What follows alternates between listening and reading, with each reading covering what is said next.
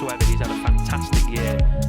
But yeah, in racing, the teammate is the rider or driver that you really want to beat, and that's your first competitor. So yeah, Alonso Lopez, like you say, Lewis, will be trying to make inroads into the championship leader. Algarve slowly building up. It's 30 points.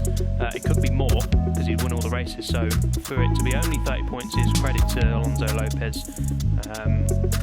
But someone who will be having something to say about it will be Adam Norridin. He ran Alonso Lopez close in race 1, just lost touch in the final handful of laps, but that's his third podium of the season, as you can see at the bottom of his screens.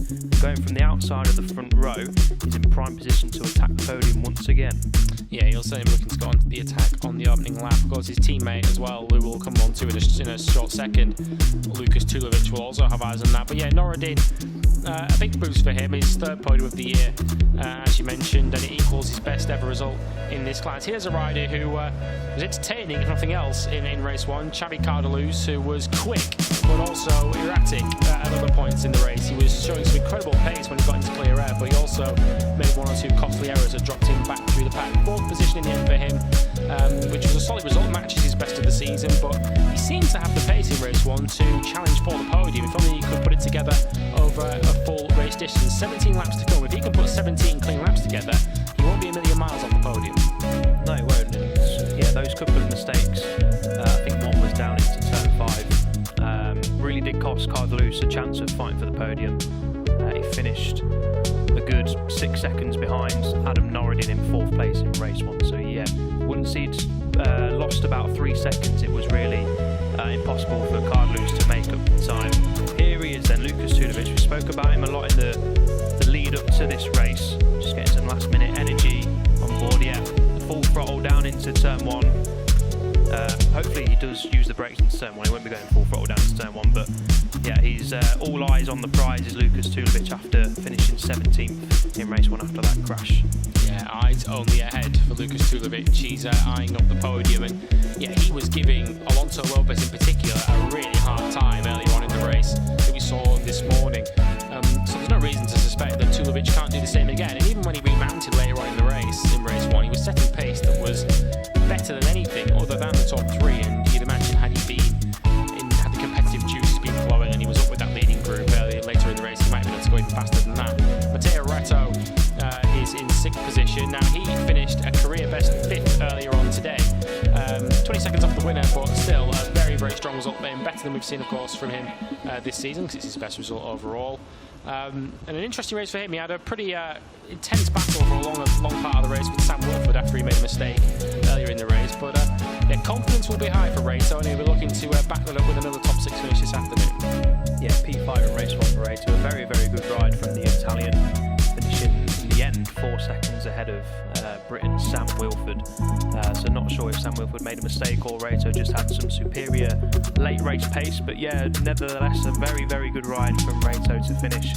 P5 will be scanning to Kevin Kubo on the front of the 3rd row, the VR46 Mastercap rider. Fortunately, it wasn't the race 1 he would have been looking for. Glad to see he's all smiling though. He's revved up and ready to go for race 2. As you can see there, that's 3 DNS now in the last 4 races, and the 23rd place in Catalonia obviously scores you 0 points. So after a very good start to the season, P4 and P6 in Estoril, it's not quite gone Kubo's way, unfortunately. Yeah, how much did that race 1 earlier today sum up Kubo's season? He's so quick and so entertaining, but he's also a little inconsistent, a little difficult to predict. He was on course for probably 4th position earlier on. He was looking very, very good indeed, but just a costly error at such a bad time. It was a bad couple of laps, wasn't it, earlier on today for the VR46 Mastercap team, because at the same time, his teammate Carl Paz made a mistake at turn 5 and lost 4 places, which he later recovered. But Kubo, I think the message in his ear from his team before this race started will be, just see the checkered flag. Yeah, absolutely. I mean, to finish first you must finish, is the old saying, and even if you don't finish first, 2nd, 3rd, 4th, 5th, top 10s, you've got to have points on the board if you're going to have any chance of trying to finish high up in the standings. So yeah, Kevin Kubo really does need to finish the race. We're just looking at Dimas Ekipatama. He also had a DNF in race 1 of the crash now. I think it was at turn 15, so a fast crash for Dimas Eki. Thankfully he's all okay though to race in race 2. Tamina Mandalika He's the sole rider today. If he didn't join us for race 1, unfortunately Piotr Bieszczykowski has had to go home after suffering from angina issues. So we wish Bieszczykowski all the best. He did say he'll be back in Aragon in 3 weeks' time. So yeah, all the best to the Polish rider. Sam Wilford then starting 9th and coming into this on the back of his best result in this championship earlier on today. He's now up to 17 consecutive points finishes in the European Moto2 Championship. Of course, his first top 6 earlier on today. The curve is certainly pointing upwards for Sam in his Moto2 European Championship career, and further progress from there might be slightly more difficult given some of the riders he's got to try and pick up ahead of him, but confidence will certainly be at an all-time high for Sam. Yeah, good ride from Sam to finish P6. Like we say, only 4 seconds behind Matteo Reto, so he'll be raring to go again. That's Alex Toledo. Sorry, it wasn't. It was Alex Escrig, the leading stock 600 rider from every race this year. He's won all the races in his class. Finished 9th in race 1, just behind Alex Toledo on the Calyx and just ahead of Alessandro Zetti as we get a look at the grid. Yep, so once again it's Fermin Aldeguer on pole position. Can he make it a magnificent 7 wins out of 7 at the start of this season? Alonso Lopez lost something to say about that from 2nd. Norodin starts 3rd. Can he convert that into another podium? Cardley's 4th ahead of Tulovic. Watch out for him from row 2 with Reto in 6th. Kubo starts 7th ahead of Eki Pratama and Sam Wilford. Escrig and Toledo together on row 4 ahead of Alessandro Zetti. Carl Paz looking to make progress again from 13th ahead of Vostotek and Ishizuka, with Kroza and the August brothers on row 6. Kevin starts ahead of Leon with Rehacek and Moreno completing our 20 rider lineup. And a reminder once again, no Piotr Bieszczykowski due to his angina issues. He will be back in 3 weeks' time at Aragon, we hope. 1 race to go then this afternoon here at Portimão, and all eyes on Fermin Aldeguer.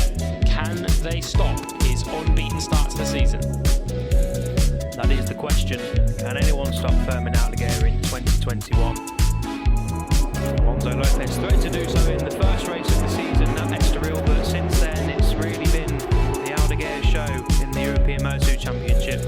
It's all about the start, isn't it, Lewis? If Alonso Lopez and anyone else can try and get the whole shot and just ruffle Aldeguer's feathers a little bit, just to knock him off his perch slightly and not allow him to get into an early race rhythm, then that's when they can maybe start to think about trying to beat Aldeguer. But as we saw in race 1, if he can get the whole shot, keep it calm on the opening 2 or 3 laps, and then he can just sort of use his superior pace. It's not a lot, but a 2-3 tenths over Alonso per lap adds up over race distance. So yeah, it is all about the start, isn't it? Yeah, he had a phenomenal rhythm earlier on today, Fermin Aldeguer. He was able to lap consistently in the 1:45s. He even got as low as a 1:44.4 at one point, which is a lap time that would have put him comfortably on pole position yesterday.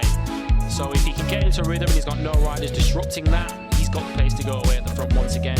But Alonso Lopez and indeed the intact bikes, the Dynabol bikes further behind, they will be looking to try and close in on that. And yeah, if it's going to happen, it's going to happen at the start. For Tulovic and Norodin as well as Lopez, if they can disrupt Aldeguer's rhythm on the opening lap, we may have a race on our hands. If not, then surely it's Aldeguer's to lose.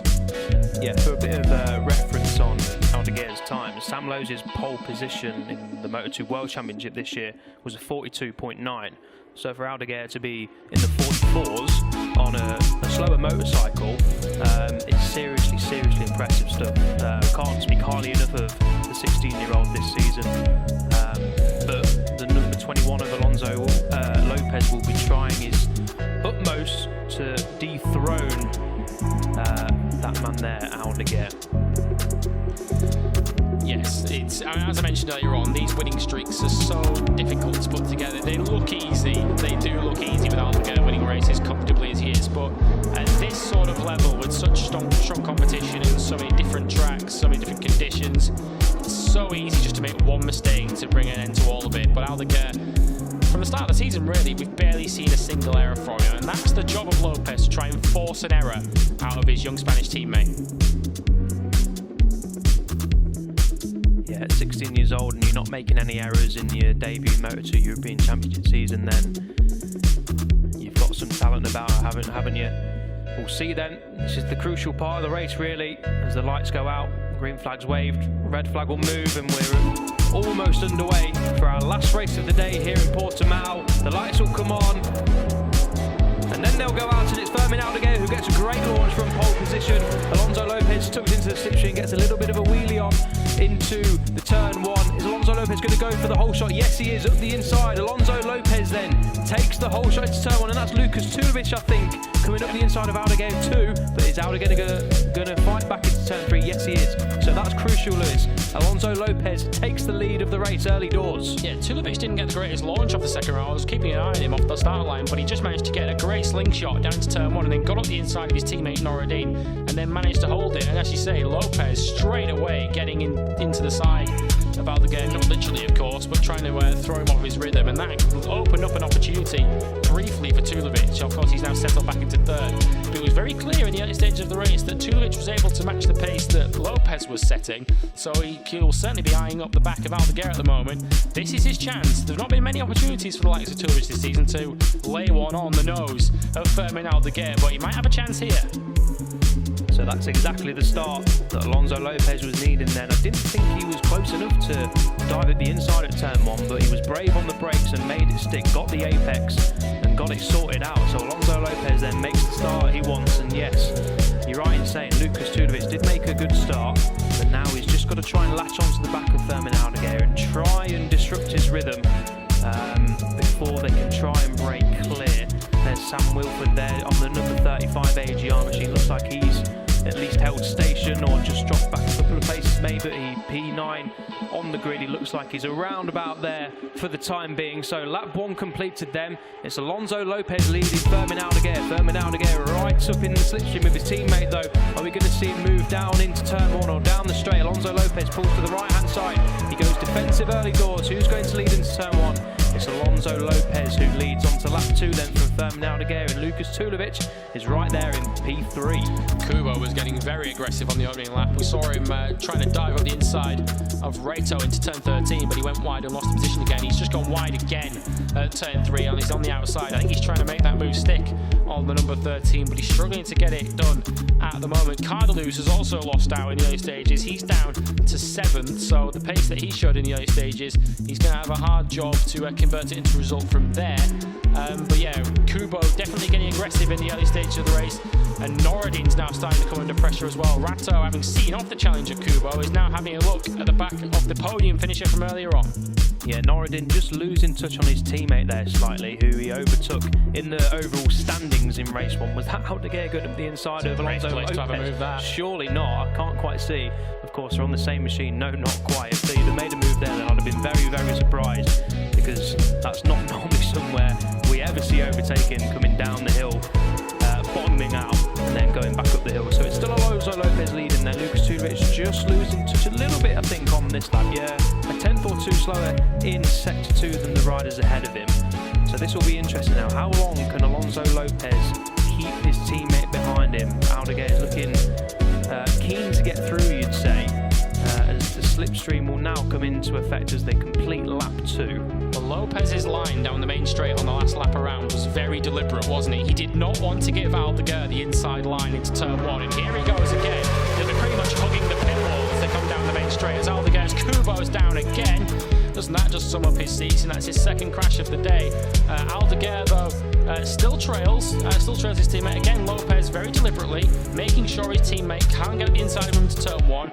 And as good as Fermin Algarve is, he'll struggle to get around the outside of his teammate Alonso Lopez into turn 1 at Portimão. So a very deliberate strategy and a clever strategy from Lopez. If that's going to be the main overtaking spot, make him go the long way around. Absolutely, a very clever strategy from Alonso Lopez. He'll have clearly gone back to the drawing board after race 1, sat down with his team and said, right, what can we do to try and stop Algarve from 1, taking the lead, and 2, trying to stretch clear early doors. And he's going defensive down the front straight. It is the main overtaking spot here in Portimão. There's plenty of them. As Algarve just gets a little bit too happy on the gas, as we see Kevin Kubo coming into the pit box. Another retirement, another DNF for the VR46 Mastercamp rider. So not a good day at the office for Kevin Kubo, but he'll be back in Aragon to try and make amends. Turn 14 was the place where Kubo went down incidentally, but this is a fast lap that Alonso Lopez is putting in here, fastest of anybody in the first 2 sectors. Algarve looking like he's coming back at him in this 3rd sector of the lap, but Lopez is doing his best to try and stretch this leading group out. Algarve, you would think, would have the pace to respond if Lopez does up the pace, because they're lapping in the 146s at the moment, although I think Lopez is going to get well below that as they come across the line this time around. And Algarve, as you mentioned earlier on, was able to lap, not consistently, but briefly in the 44s this morning in race 1. So Lopez trying his best to try and stretch the leading group out, but I think what he's going to end up with is a one-on-one battle with his teammate as Norridin comes under more pressure. The fastest lap of the race, though, Xavi Cardelus, once again showing what kind of pace he's got. A 1:45.2 for him, 6/10 quicker than the Boscoscuros out front. Just saw there Algarve and Alonso Lopez going into turn 1 side by side, and it is Algarve then who leads the race. We didn't quite see it. We saw them going side by side into turn 1. Algarve was on the outside, and somehow he's made a move stick, so it's Algarve now, unless my eyes have deceived me, who leads the race. It is the number 54 then. So now, can Alonso Lopez or Lucas Tulovic for that matter try and bite back straight away? It's what they've got to do, because they know the pace that Algarve possesses. They've got to try and find a way back through before Algarve can stretch out a lead like he did in race 1. Yeah, absolutely, this is danger signs, and they're keeping with him at the moment. It looked like he was building out a little bit of a gap, but Lopez has closed it up again. But yeah, this is a crucial phase of the race now. Algarve has clear track in front of him. He's not got to judge himself against the Boscoscuro Lopez ahead of him. He can ride his own lines, ride his own pace, and that's a pace so far that Lopez and Tulovic and Norridin have struggled to match. And the fastest 2nd sector of the race from Algarve. Here's what happened then into turn 1. Does he go all the way around the outside of his teammate? I think he does. Yeah, we saw these pictures and then it panned back to the Cardelus battle. Okay, the little switchback. So Alonso Lopez obviously tried to let the brakes off a little bit to try and get the inside line. Algarve saw what was coming, hit the apex, and yeah, got the cutback. So great, clever move there from Algarve, who's already stressing a little bit of a gap, Lewis. This is a little bit of an ominous sign now for Alonso Lopez and Lucas Tulovic behind. What can the slipstream do as they come over to clock with 13 laps to go? Talked about his consistency and his pace, but the racecraft there as well from Algarve. It took him 3 laps to figure it out. He realised that Lopez was going to block him into turn 1 and try and take that inside line. Forced him to go the long way round, so he said, okay then, if that's your plan, I'll let you go out wide and then I'll just cut back underneath you into turn 2. Carl Paz has unfortunately crashed out of the race, so a double DNF for the VR46 Mastercam team. Both their riders out. There is Carl Paz, both of them out within 4 laps. So a disastrous afternoon for them after a promising morning for Carl Paz. Here's what happened to him, and that's not a place you want to crash. Fortunately, he disappears off to the rider's left, so he's not on the track, and his bike comes to a rather sorry stop in the gravel trap. But both the R46 Mastercam Calixes out of the race. Yeah, it's quite a strange clash actually. I don't ever recall seeing someone go down quite at that exact moment, but yeah, thankfully he didn't slide down the hill into the track. He was into the gravel and he's up okay. Disappointed, of course, but the main thing is rider okay. So then Algarve just put in a purple sector 1. Alonso Lopez is keeping tabs with him so far, but we saw this in race 1, didn't we, Lewis? Algarve, once he got to the front, he didn't immediately start to break clear. He just took his time, and then after 2, 3, 4 laps, then just started to edge out, 10th by 10th, lap by lap. And once he got over a second, it was sort of game over. Yeah, he basically said to the rivals behind him, I can do this pace for the entire race. Let's see if you can. And the rivals behind him, they could match him occasionally, and they could match him for a couple of laps. But the longer the race went on, the more the elastic started to snap between those 2 leaders.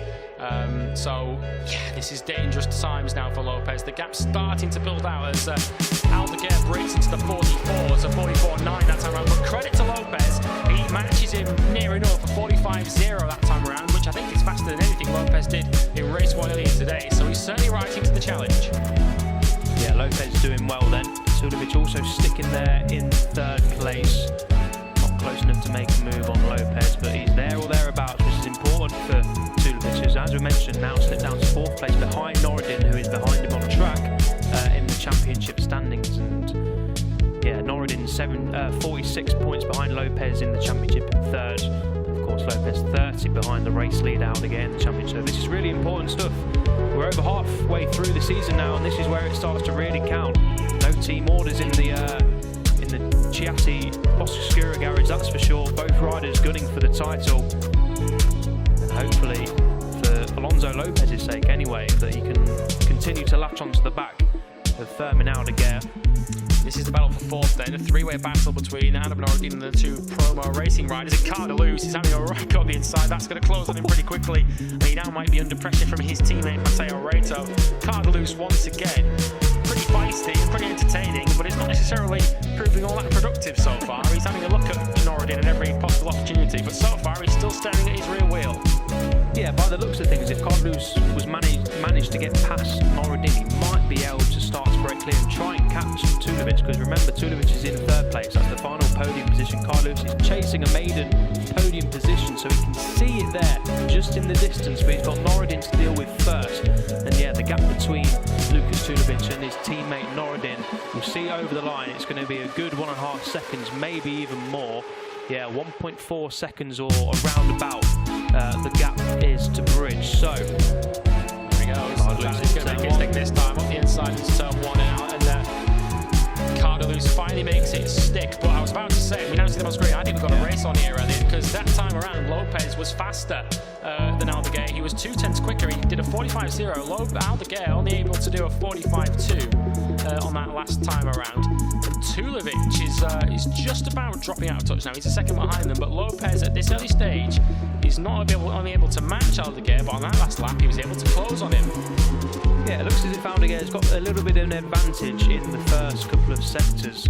Seems to be able to edge out a little bit of a gap coming out of turn 5 up the hill, unless my eyes deceive me, but it looks like the way. And then Alonso Lopez is able to just reel it back in the latter half of the lap. So yeah, I think you're right, Lewis. We definitely have, well, it's definitely more of a race than we saw in race 1.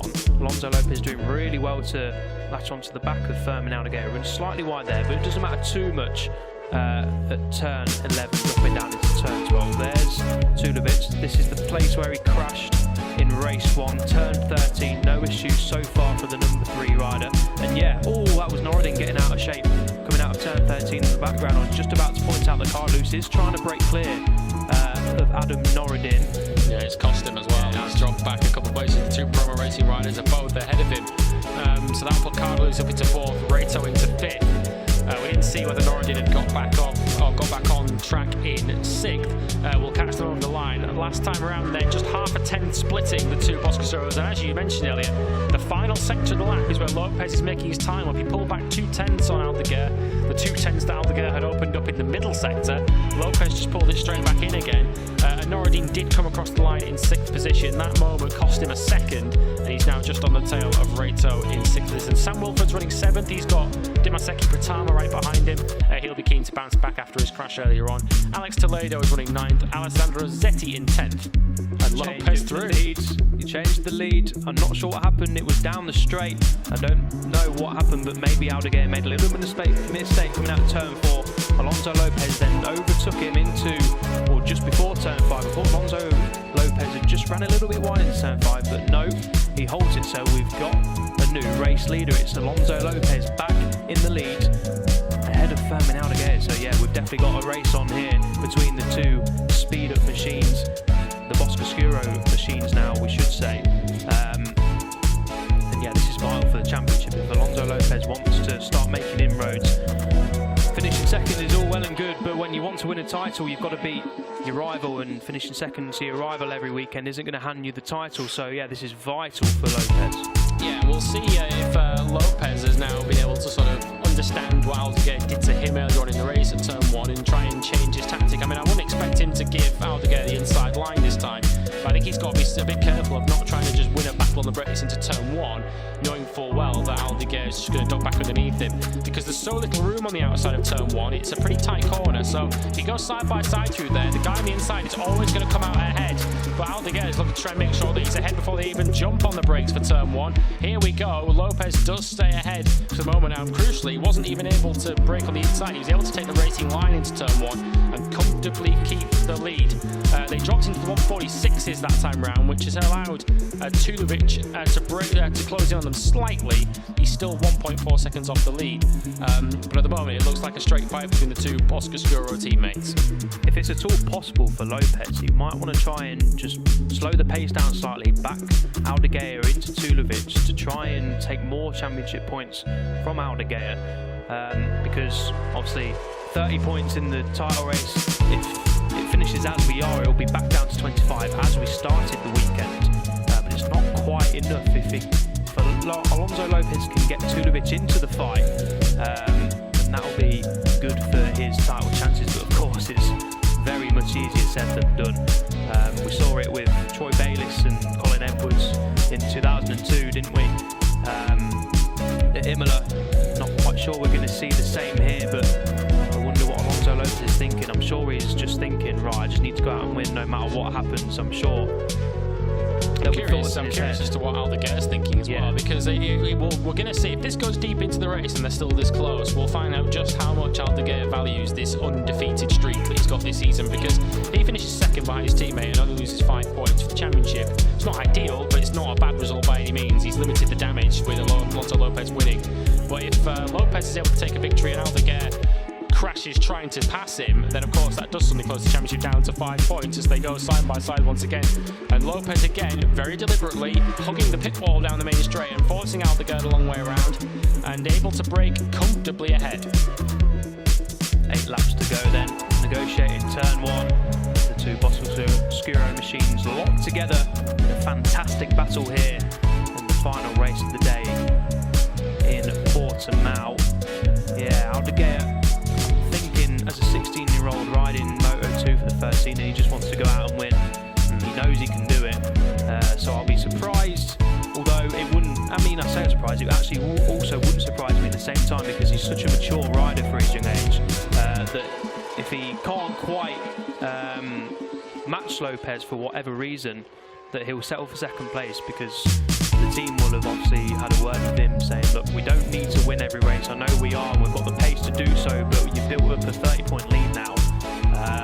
But in the heat of the battle, obviously things can change. So I assume, sort of hope for the spectacle, that Aldeguer will go for the race win, but it's going to have to be a calculated decision. And who knows if Lopez can start breaking clear, which I'm not sure he will, because Aldeguer is looking a little bit fighting behind, isn't he? Yeah, Aldeguer is certainly going to have a go. The question is whether he's going to risk throwing it at the scenery to try and make the move. I reckon he'll try and make a safe pass, but not a risky pass. But at the moment, he's pretty comfortable behind Lopez in second place. He's certainly not being dropped, and the pace is most definitely slower than race 1 earlier today. They're doing high 45s at the moment, the leading Boscoscuros, and Aldeguer was able to lap pretty comfortably in the low 45s earlier on. So Lopez slowing the pace, almost to the point just riding his pace in this race. And at the moment, they're lapping slower than Tulovic and Carlos behind them. But Lopez continuing to hold him off at the moment. Tulovic, though, for the last 2 or 3 laps, has been slightly faster than the leading Boscoscuros, and Carlos faster than the 3 of them ahead of him. He's 2.7 seconds off the lead. You'll just see him in the back of the picture. Yeah, Tulovic is 1.4 off the lead, so if the 2 teammates at the front start scrapping and they start running a little bit wide and messing each other up, then Tulovic is in prime position to try and take advantage of that. Yeah, Alonso Lopez running in a little bit deep there, gets it hooked up on the apex, so no real issues there, but you can tell they're pushing. I think the pace might be slower because of the temperatures, Lewis. We did see it in qualifying, didn't we? It's probably a factor, but you can tell these riders are pushing 100% in the 27-degree heat with 6.5 laps to go. Well, I mentioned earlier on before the race started that the hotter conditions did appear to bring Lopez closer to Aldeguer yesterday in the qualifying session. Although Aldeguer set a blistering lap towards the end of the session, Lopez definitely appeared to have a little bit more of an answer to Aldeguer when the temperatures went up, and that certainly appears to be the case now. As Lopez runs slightly wide, that appears to be more of his line. He appears to take tighter lines into those tighter, slow corners. He does the same at turn 5, and it gives you the impression that he's running slightly wide, but he gets it leaned over and gets it into the corner nicely, and manages to fire it out ahead of Aldeguer. That chasing group of Tulovic and Carlos are losing a bit of ground on this lap. In fact, it's Carlos who's really beginning to chase down Tulovic on this lap, so we'll see what happens with those two across the line. But side by side they go once again. Just 15,000 separate them over the line this time. Tulovic has Cardelus right on his case too, as Lopez continues to hold on. It's a copy and paste lap after lap, isn't it? Fermin Aldeguer gets tucked into the slipstream of Lopez, who then pulls to the right-hand side of the track. The defensive line is defensive there as well. So with 6 laps to go, Lopez is defending well from Aldeguer. But yeah, it's a mirror signal manoeuvre, isn't it, for the riders going across the line and down into turn 1. It'll be interesting to see how that plays out when we get to sort of 2-3 laps to go, when it really is crunch time. And yeah, Lucas Tulovic has his hands full of Javi Cardelus. I think Cardelus may have made a move there into turn 5. We'll see when the camera pans back out. Yeah, he was a 10.5 quicker in the first sector, and he was only 700s behind him over the line. Yes. So I think there has been a change of third place, but it'll be interesting to see Cardelus's strategy now. We've only got 6 laps to go in this one. We're now fully into the closing stages of this race. He's now recognised what Alonso Lopez is trying to do. This is a slight exaggeration, but Lopez is essentially riding around the inside of the racetrack and trying to block off all the potential overtaking moves. So whether Aldeguer is able to recognise that and try and tee him up somewhere else, maybe into turn 5 or somewhere, maybe try and get the drive out of the corner and try and get him on the exit of one of these corners, because clearly under braking and into these tight hairpins and these big stops, Lopez does have the measure of Aldeguer at the moment.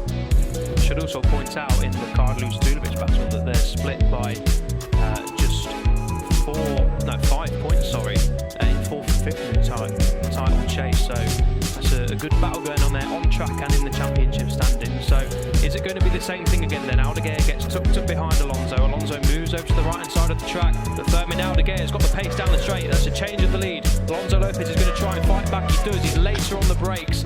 Gets it stopped, does he, down into turn 1, just about, but Aldeguer then fights straight back. But is Alonso Lopez gonna fight back into turn 3? Yes, he is. Parks it on the apex.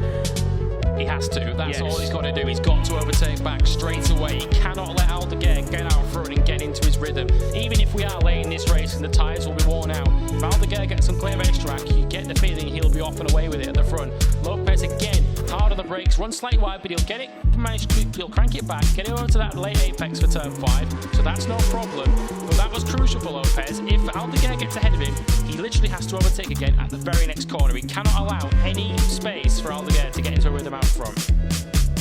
Aldeguer then showing his hand slightly to Lopez. He didn't try, or wasn't able to pass him. That's tight. There's contact at the bottom of the hill. Oh my word. Alonso Lopez. Enjoy that. He's getting straight back on. He's not having any of that. And that's not a place where you see people overtake. Unless you join me and Mark Marquez in qualifying, you don't overtake through there. But Aldeguer, like as you say, showing his hand. This is like the last lap. We've still got 4.5 to go here. But Lopez is signalling his intentions very, very clear for Aldeguer. He is playing for keeps. I think our questions have been answered about what Aldeguer wants to do with this race. He wants to win it, but so does Alonso Lopez. We mentioned before that that's not really a passing manoeuvre. Aldeguer disagrees. There was contact. Thankfully, none of the riders went down. That was almightily close then. 4 laps to go when they cross the line. Aldeguer just gets shoved over to the right-hand side slightly. What's the gap over the line? 0.003 seconds. That's almightily close. Who's going to lead into turn 1? It's Alonso Lopez on the inside. On the brakes, Aldeguer. Is he going to switch back this time? No, he's not. As the team look on anxiously in the box, and understandably so, with 4 laps to go. Parks on the apex again does Alonso Lopez at turn 3. What could be crucial here? I mean, I know it's not by much, as you can see, 0.003 of a second, but I'm pretty sure at no stage in this race has Aldeguer led over the line on Lopez. He's always got alongside him, but Lopez has generally got to the finish line at the end of the lap ahead of Aldeguer. So Aldeguer, unless he's got a little bit more up his sleeve that he's saving for the last lap, Lopez will be confident enough that if he can lead into the final corner, he'll lead out of it. But what a move that was, and it was as close as you can get in Moto2. So lucky that none of them went down. So lucky that not one of them went down. Yeah, exactly that. That's what we were like in the commentary box as well. I'm sure you were at home as well.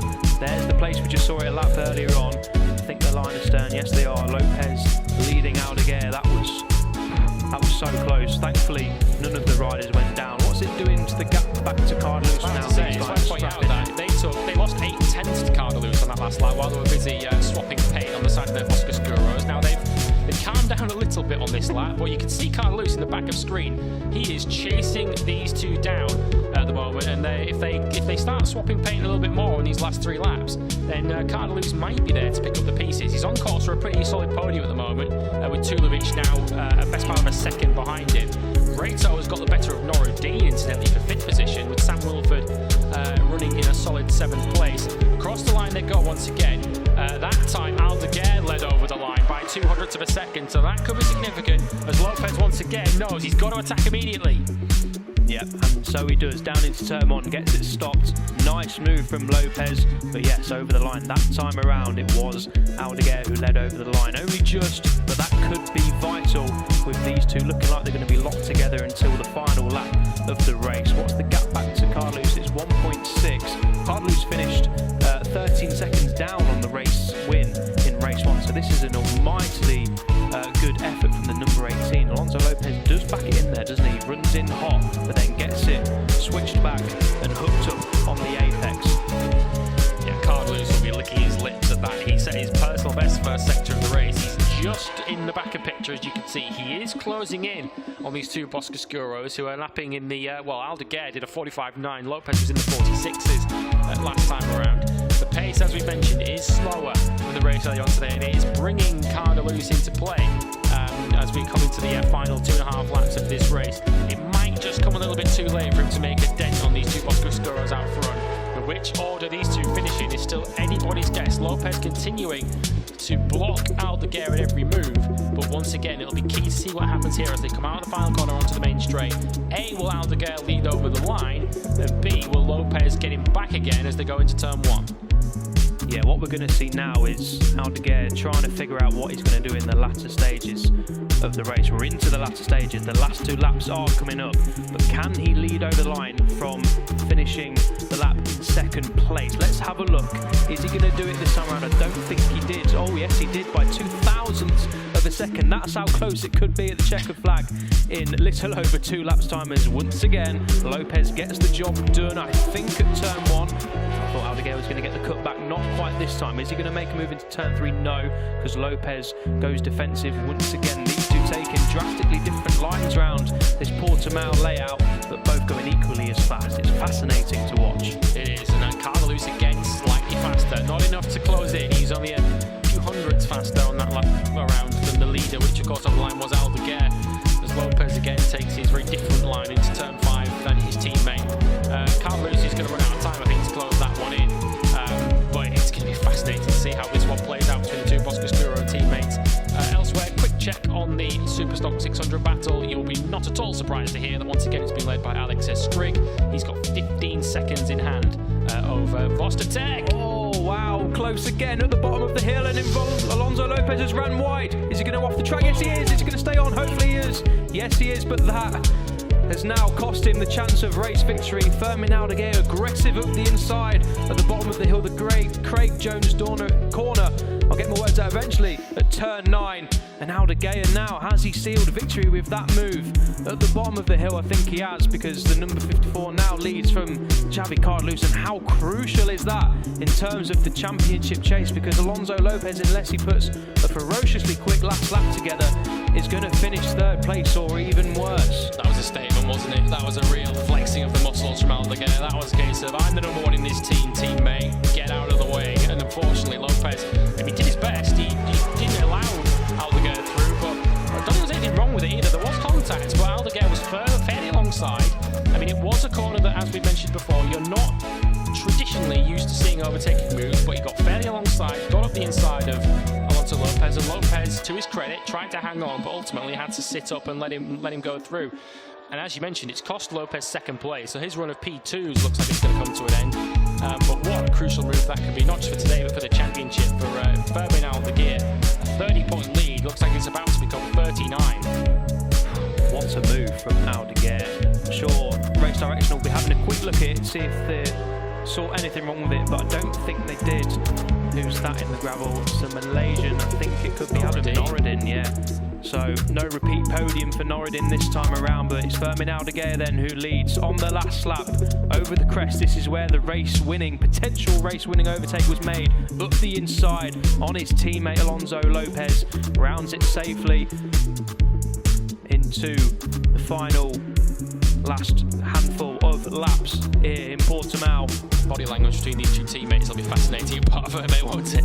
It's going to be fiery in Parc Fermé. You're going to have fun interviewing Fermin Aldeguer in Parc Fermé. But 2 corners then left to negotiate for the championship leader. It looks like he's going to extend his lead to 9 points. I don't think Lopez is going to have anything to say about Xavi Cardelus finishing second. That'll be Cardelus's best finish. But here we go then, round the final corner comes the championship leader Fermin Aldeguer. It's 2 wins from 2. It's 7 wins from 7 for Fermin Aldeguer in 2021. He wins race 2 here in Portimão. What a ride from Fermin Aldeguer. Cardelus picks up his best finish, and Alonso Lopez understandably frustrated with that.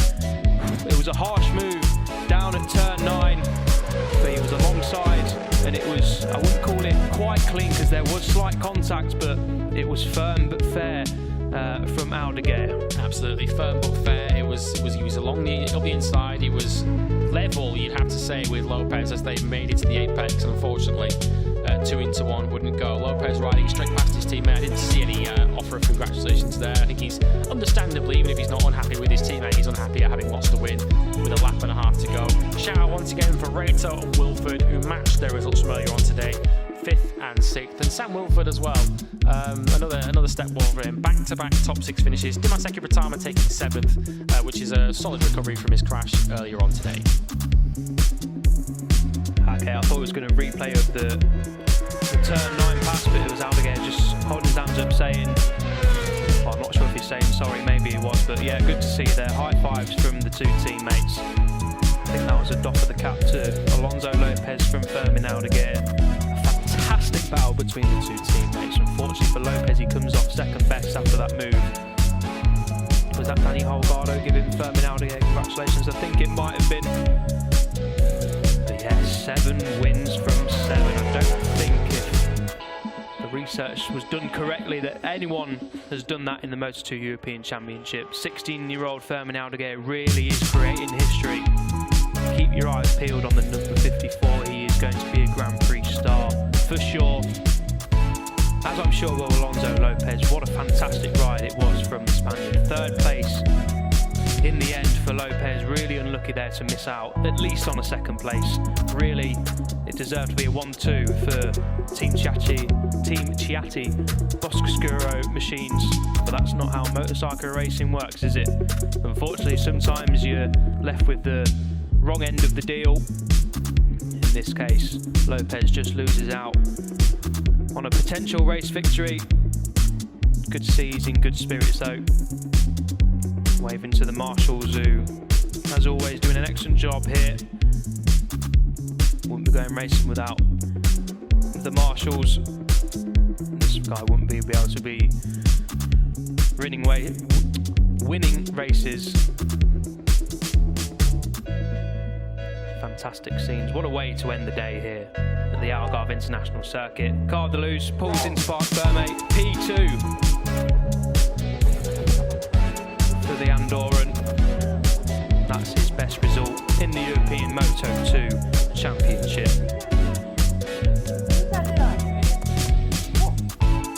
And as we mentioned, he finished 4th place in race 1, but 13 seconds down on Aldeguer. Race 2 just finished 2.2 seconds down, so fantastic work from Cardelus to finish 2nd. But it was no match for this man, Fermin Aldeguer. What a race from the young Spaniard. His team understandably pleased. That's another victory, and now his championship lead will be 39 points heading to Aragon. 4 races to go. There he is, Alonso Lopez. Great sportsmanship between the 2 teammates. Lopez will be understandably frustrated, but as we say, it was A hard but firm move from Algarve. He threatened to do it earlier on in the race, didn't he? There was contact between the two at that exact same corner. Thankfully, neither riders went down, but then waited a few more laps and Algarve pounced once again, coming over the rise.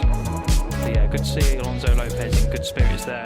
Another fine ride from the Spaniard, who is still comfortably second place in the championship and is still proving to any of the doubters when he was shuffled out of the Moto3 World Championship from the Sterelgarda Max Racing team. He's come into Moto2 and he's really impressing and raising eyebrows. I'll be surprised if both Algarve and Lopez aren't on the Moto2 World Championship grid in 2022. That remains to be seen.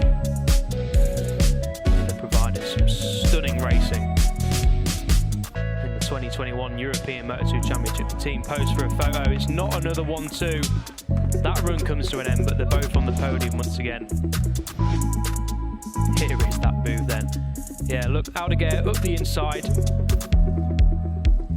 And yeah, Algarve nearly runs wide himself, so he was obviously carrying a lot more corner speed into there. And that was close, wasn't it, from Alonso Lopez. Was out on the dirty side of the track. Obviously lose grip when you're out there and running wide up the hill. Couldn't do anything else but run wide. Thankfully missed the gravel and he managed to stay upright. Came home third place. Rubbing his racing, as they say in motorcycle racing. And Firmin Algarve wins another race. Gives his thumbs up to Xavi Carlos, looks for his teammate. Acknowledges that, apologies, it might have been a little bit too aggressive than what was needed, but he got the job done. Everyone's okay. None of the riders crashed. And I'm sure they'll go away this evening and